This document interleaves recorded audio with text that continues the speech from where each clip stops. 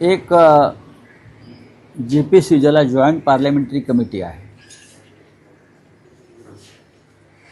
एक देश एक निवडणूक, वन नेशन वन इलेक्शन या संदर्भात ती निर्माण केली आणि त्या कमिटीमध्ये भारतीय जनता पक्षाच्या लोकांचं बहुमत आहे, खासदार आहे.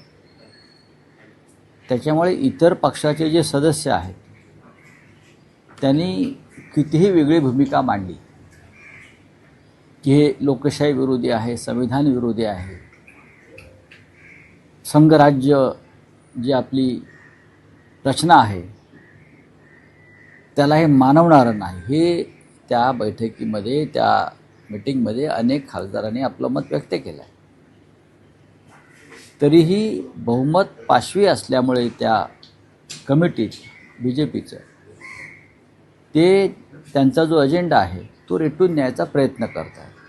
एक देश एक निवडणूक, याची गरज नाही, हे आमचं मत आहे. या देशामध्ये विविधता आहे, राज्य वेगळी आहेत, प्रत्येक ठिकाणचं प्रत्येक वेळेला हवामान वेगळं असतं, मानसिकता वेगळी आहे, प्रादेशिक प्रश्न वेगळे आहेत. पण भारतीय जनता पक्षाला वन नेशन वन इलेक्शनपेक्षा वन पार्टी वन इलेक्शनमध्ये जास्त इंटरेस्ट आहे. वन पार्टी वन इलेक्शन आणि त्यांची जी वाटचाल आहे ती या माध्यमातून वन पार्टी वन इलेक्शन, दुसरा कोणताही पक्ष राहता कामा नये. आणि त्यानंतर आता त्यांचे जे महिला आरक्षणाच्या नावाखाली डिलिमिटेशन बिलाचा जो विषय चालू आहे, 850 खासदार करण्याचं आणि पुन्हा एकदा त्या माध्यमातून भाजपाला आपला देश ताब्यात घेण्याचं, तो काय त्यांचा सरळ हेतू नाही आहे. 850 खासदार झाल्यावर ते संविधानामध्ये बदल करून भारतामध्ये राष्ट्राध्यक्ष पद्धत आणण्याच्या विचारामध्ये आहे. राष्ट्राध्यक्ष पद्धत म्हणजे ट्रम्प ज्या मूर्ख पद्धतीने राज्य करतोय असा कोणी एखादा मूर्ख जो आपल्याकडे आहे तो त्या पद्धतीने इथे देशामध्ये माथेफिरूपणाने राज्य करू शकतो. प्रेसिडेन्शियल डेमोक्रेटिक पद्धत म्हणजे राष्ट्राध्यक्षाला अमर्याद अधिकार, तिथे निवडणुकांची गरजच नसते. प्रेसिडेंट मंत्रिमंडळ जे आहे आपलं हवी असलेली माणसं नेमतो, निवडून आलेल्या लोकांतूनच तुम्हाला मंत्री बनवायला पाहिजे वगैरे असं नाही कॅबिनेट. तर भाजपची वाटचाल ही आत्ता या क्षणी त्या दिशेने सुरू आहे आणि त्या दिशेने त्यांच्या बैठका आणि काम सुरू आहे. म्हणून आधी डिलिमिटेशन बिल मंजूर करायचं, डिलिमिटेशन बिल मंजूर झाल्यावरती घटनेमध्ये पूर्णपणे बदल करून संविधान बदलून मोडून या देशातली लोकशाही संपवून राष्ट्राध्यक्ष पद्धत आणायची आणि परत या देशाच्या छातीवर राष्ट्राध्यक्ष म्हणून मोदींना बसवायचं.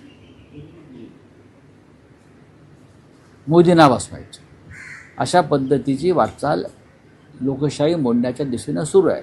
त्याच्यामुळे ह्या सगळ्यात जे चाललं आहे काय वन नेशन वन इलेक्शन वगैरे वगैरे, हे सगळे वरवरचे बुडबुड आहे. पण आमचा विरोध आहे, आमचा विरोध आहे त्याला. या देशामध्ये परंपरेनं भारतीय घटनेनुसार जी पद्धत सुरू आलेली आहे, भारतीय संविधानानं जी दिशा लोकशाहीला दिलेली आहे, डॉक्टर आंबेडकर आणि त्यांच्या सहकाऱ्यांनी जो मार्ग आम्हाला दिलेला आहे तो मार्ग कोणालाही असा उखडून फेकता येणार नाही. या देशाच्या संविधानानुसारच या देशातली संसद, लोकशाही आणि निवडणुका होतील, ही आमची भूमिका आहे. रावसाहेब, पुढच्या आठवड्यात संसदेचं पावसाळी अधिवेशन सुरू होतं आहे. त्याआधी असं म्हटलं जात आहे, एक जोरदार शक्यता व्यक्त केली जाते की केंद्रीय मंत्रिमंडळात फेरबदल होऊ शकतात, विस्तार होऊ शकतो आणि काही नावं चर्चेत येत आहेत. महाराष्ट्रातली ही काही नावं चर्चेत आहेत. महाराष्ट्रातली नावं, किती नावं चर्चेत आहेत महाराष्ट्रात? असं म्हटलं जातं की शिंदे शिवसेनेच्या म्हणजे सहभागी झालेल्या 6 खासदारांपैकी काहींना त्या मंत्रिमंडळात स्थान. हे बघा, अशी एक चर्चा आहे की देवेंद्र फडणवीस यांना केंद्रात अर्थमंत्री केलं जाऊ शकतं, अशी चर्चा आहे राजकीय वर्तुळात. असं आहे की 20 तारखेला संसदेचं अधिवेशन सुरू होईल आणि 20 तारीख काय आता फार लांब राहिलेली नाही. आता मेरिटवरती कोणाला प्रधानमंत्रीपद किंवा मंत्रिपद या देशामध्ये मिळण्याचे दिवस संपलेले आहेत. मेरिटवर म्हणजे गुणवत्तेवर आता हाडकं फेकली जातात. आणि हाडकं कोणापुढे फेकली जातात? ज्यांच्या गळ्यामध्ये मोदी आणि शहांनी पट्टा बांधलेला आहे अशांनाच ती हाडकं फेकली जातात. त्याच्यामुळे आता कोणाच्या पुढ्यामध्ये हाडकं फेकली जातील, मग तो मिंदे गट असेल किंवा आमच्याकडून फुटलेले जे 6 आहेत त्यांना हाडकं आता कोणाच्या तोंडात हाडूक दिलं जात आहे ते पाहू. पण एक मात्र नक्की, केंद्रामध्ये काही अशा विशिष्ट हालचाली सुरू आहेत.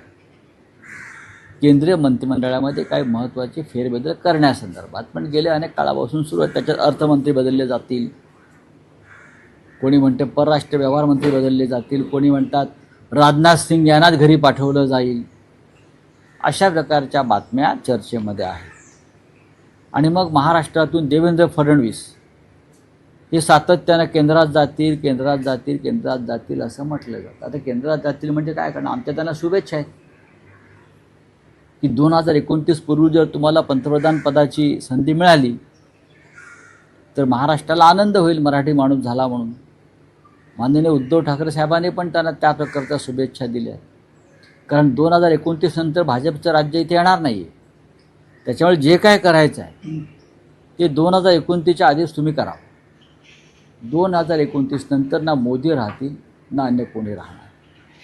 त्याच्यामुळे देवेंद्र फडणवीस यांना 2029 पूर्वी ज्या काही हालचाली करायच्या आहेत त्या त्यांनी करून घ्याव्या. त्यामुळे अशा मला त्यांना शुभेच्छा आहेत. त्यामुळे एकनाथ शिंदे आपली ताकद वाढवण्याचा प्रयत्न करत पुन्हा आता आमदार फोडण्याची पण देखील तयारी आहे. राष्ट्रवादीचे तुमच्या पक्षाचे संपर्क त्यांना बघा, ते फोडतायत, ते फोडण्याचा प्रयत्न करतायत. प्रचंड पैसे आहेत.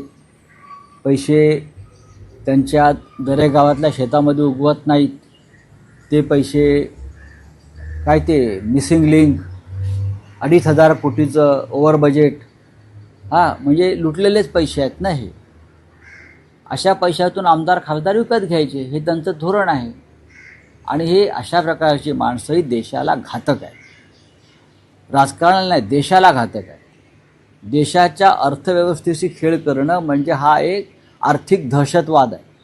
तुम्ही आजच महालेखापालांचं रिपोर्ट पाहिला असेल. त्यांनी महाराष्ट्राच्या आर्थिक बेशिस्तीवरती अत्यंत कठोर शब्दामध्ये कोरडे ओढले आहेत. ही आर्थिक बेशिस्त अशीच चालत राहिली तर महाराष्ट्राला कोणी यापुढे 1 रुपयासुद्धा कर्ज देणार नाही. आता हे तर विरोधी पक्षाने सांगितलेलं नाही. ही महाराष्ट्राची बदनामी आम्ही केली नाही. केंद्र सरकारचेच महालेखापाल आहेत, त्यांनी ही बदनामी केली असेल महाराष्ट्राची तर देवेंद्र फडणवीसांनी त्या महालेखापालांना बघून घेतलं पाहिजे. बरं का? त्यांना बघून घेतलं पाहिजे, त्यांच्यावर कठोर कारवाई केली पाहिजे की तुम्ही महाराष्ट्राविषयी असं कसं काय म्हणू शकता, जरी ते सत्य असलं तरी. अशी मला त्यांना आता सांगायचं आहे. एक याच्यातलाच विषय आहे. राजकारणात जर त्याला महत्व नसतं, जर तरी आपण अशी एक शक्यता मानू की फडणवीस जर केंद्रात गेले मंत्री म्हणून तर तुम्हाला काय वाटतं की राज्याची सूत्र कोणाकडे येऊ शकतात? चंद्रशेखर बावनकुळेंकडे येतील. तुम्हाला वाटत असेल मी आणखीन कोणाचं नाव घेईन तर मला जे चित्र दिसतंय त्यानुसार विदर्भातले चंद्रशेखर बावनकुळे हे देवेंद्र फडणवीस यांच्यानंतर मुख्यमंत्रीपदासाठी योग्य नेते मला नेहमी दिसतात. सगळ्यांशी संवाद ठेवणारे, सांभाळून घेणारे. एकनाथ शिंदे परत मुख्यमंत्री होणार नाहीत, अजिबात होणार नाही. बरोबर आहे. गिरीश महाजन यांचा रेकॉर्ड अत्यंत खराब आहे, अत्यंत खराब आहे. त्याच्यामुळे या क्षणी ज्येष्ठ मंत्री म्हणून जर ते केंद्रात गेले, आम्ही तर म्हणू मुख्यमंत्री व्हा, प्रधानमंत्री व्हा 2029च्या आधी, तर 100% मला असं वाटतं की चंद्रशेखर बावनकुळे यांचा विचार आणि शिफारस हे स्वतः देवेंद्र फडणवीसच करते. हे माझं आकलन. तुमच्या शुभेच्छा असतील बावनकुळेंना जर असं झालं तर, पाठिंबा सोडा पण शुभेच्छा असतील. बघा, राज्याच्या मुख्यमंत्रीपदी येणाऱ्या योग्य व्यक्तीला नेहमी शुभेच्छा दिला पाहिजे. जो राज्याचं हित पाहिल, जो राज्य योग्य दिशेने पुढे घेऊन जाईल आणि जो या राज्याचा स्वाभिमान टिकवेल, अशी कोणी व्यक्ती असेल तर त्याला शुभेच्छा देणं हे आमचं कर्तव्य आहे. असं काय त्यात चुकीचं काय आहे? मी तुम्हाला माझा अंदाज आणि माझं आकलन सांगितलं. त्यांच्या पक्षातले निर्णय घेणारे आम्ही नाही आहोत, पण असं घडू शकेल किंवा असं घडण्याची शक्यता आहे. आता राम मंदिराविषयी आपण काय विचारू? राम मंदिर चोरीवर काल एकनाथ असताना दाम आणि सत्तेतून गेल्यानंतर राम आपल्या पक्षाला बघा, आणि सिद्धिविनायकाच्या दानपेटीवर डल्ला मारला कोणी? उद्धव ठाकरेंचं सरकार असताना हो त्यांच्या काय? सहकार्याने त्यांच्या डल्ला- सहकार्याने आदेश बांदेकरांच्या दिशेने रूप आहे. असं आहे की सिद्धिविनायक मंदिर आम्ही ज्या पद्धतीनं सांभाळलं आणि त्याचा त्याच्या निधीचा जो सामाजिक कार्यासाठी विनियोग केला तो यापूर्वी कधीच झाला नव्हता. आत्ताच मला एक आमचे कार्यकर्ते भेटायला आले. ते घाटकोपर परिसरामध्ये डायलिसिस केंद्र उभं करतायत. जागा त्यांची स्वतःची आहे आणि आदेश बांदेकर अध्यक्ष असताना त्यांनी डायलिसिस केंद्रासाठी मशीन घेण्यासाठी एक रक्कम मंजूर केली. त्यानंतर सत्ता बदलल्यावर जेव्हा ते कार्यकर्ते नव्या अध्यक्षांना भेटायला गेले तेव्हा त्यांनी ते डायलिसिस केंद्रचा निधी रद्द केला आणि म्हटलं, जर तू आमच्या पक्षात प्रवेश केलास तरच तुला हा निधी मंजूर केला जाईल. हे जे असे लोक आहेत ना, त्यांच्याकडनं तुम्ही काय अपेक्षा करता?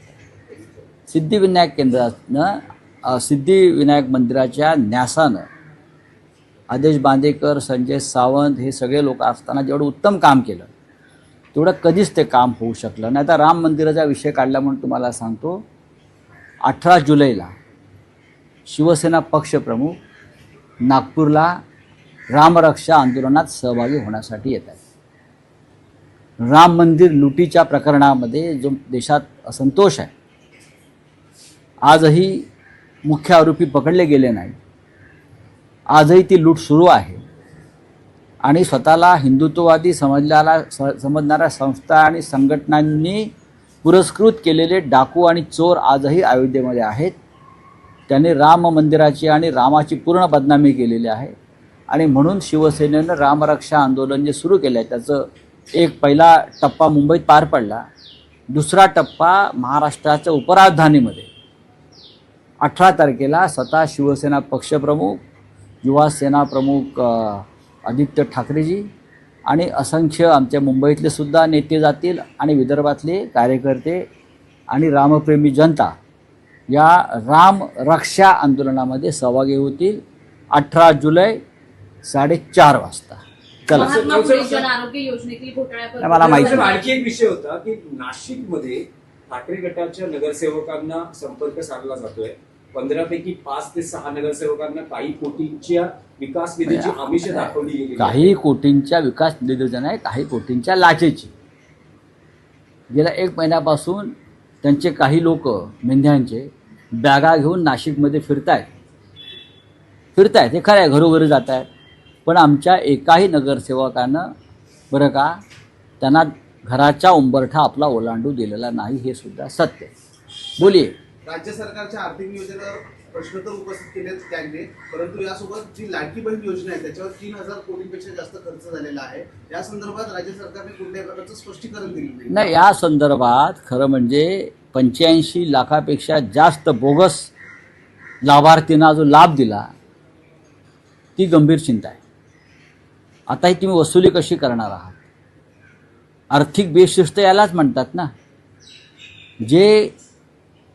ज्यांची गुणवत्ता नाही, ज्यांना मेरिटवर हा लाभ घेता येत नाही, अशा लाखो बोगस लोकांना मतं विकत घेण्यासाठी, निवडणुका जिंकण्यासाठी तुम्ही शेकडो कोटी रुपये दिले. हीच आर्थिक बेशिस्त आहे. आता काय करणार आहात तुम्ही सांगा ना.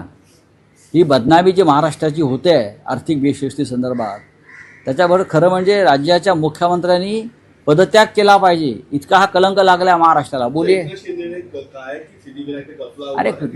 अरे एकनाथ शिंदे को भूल जाओ यार. कौन एकनाथ शिंदे? छोड़ो.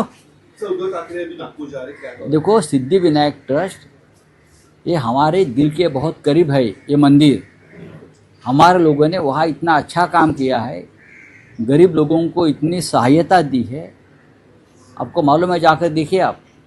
और हमारे अभी भी वहाँ लोग जो है वो अभी जो उनका नया न्यास बना है वो राम मंदिर ट्रस्ट जैसा है, लूटने वाले लोग बैठे, उनके चोरी को हम नियंत्रित कर रहे हैं आज भी, इसलिए उनका वो गुस्सा है एकनाथ शिंदे का। हम उनको चोरी नहीं करने दे रहे सिद्धिविनायक मंदिर में। मार्च महिन्यात असाच एक गुन्हा दाखल झाला, तिथल्या कर्मचाऱ्यांनी चोरी केल्याचं समोर आलं. कोणाच्या? सिद्धिविनायक मंदिरात. बरं, मग मार्च महिन्यात ना, कोणाचं सरकार होतं?